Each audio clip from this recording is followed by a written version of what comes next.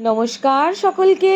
প্রত্যেক দিনের মতো কিন্তু আজকেও কাজবাজ শুরু করে দিলাম। আর একটা কথা যেটা না বললেই নয়, প্রথমেই বলি যে কাটা সবজিগুলো তোমরা দেখছো, আমি ঘুম থেকে ওঠার আগে আমার হাজবেন্ড মানে তোমাদের দাদা এগুলো কিন্তু কেটে রেখেছে, আর তারপর বাজারে চলে গেছিল। আর দেখতেই পাচ্ছ ও কিন্তু মাছ নিয়ে চলে এসেছে। তো চলো মাছগুলো আমি ঝটপট কেটে ফেলি। যেহেতু আমার সকালে ঘুম থেকে উঠতে দেরি হয়, তাই প্রত্যেক দিনই কিন্তু তোমাদের দাদা অনেকটাই কাজ করে আমাকে হেল্প করে দেয়। তোমরাও কি আমার মতো হেল্প পাও বন্ধুরা? নিজেদের হাজবেন্ডের থেকে পাও অবশ্যই কিন্তু আমায় জানিও। তো চলো ঝটপট করে এবার কাজ করে নিই। এদিকে কিন্তু আমি পটল ভাজাটা বসিয়ে দিয়েছি। জানো তো বন্ধুরা, গরমের মধ্যে যে কোনো কাজ করা গেলেও সবচেয়ে বেশি কষ্টের কিন্তু রান্না করাটা। আর যেহেতু তোমাদের দাদা কাজে যায় সকালবেলা খাবার নিয়ে, সেহেতু সকাল সকাল আমার রান্নাটা হয়ে যায়। চলো রান্নার ফাঁকে একটু দেখে এসে তোমাদের দাদা কি করছে। বন্ধুরা দেখো, তোমাদের দাদা কিন্তু ধোয়া জামা কাপড়গুলো এখানে মেলে দিচ্ছে। যেহেতু আমি রান্না করছি তাই জামা কাপড়গুলো ও মেলে দিচ্ছি, যাতে তাড়াতাড়ি জামা কাপড়গুলো শুকিয়ে যায়। চলো এবারে যাই রান্নার দিকে। অনেকক্ষণ এসে তোমাদের দাদার সাথে গল্প করছি। দেখো তোমাদের দাদার সাথে গল্প করতে করতে মাছগুলো পুরোই পুড়ে গেছে, আমি বুঝতেও পারি। আজ অনেক দিন পর কিন্তু বাজার থেকে তেলাপিয়া মাছ এনেছিল, আর সেটা এভাবে পুড়ে গেল।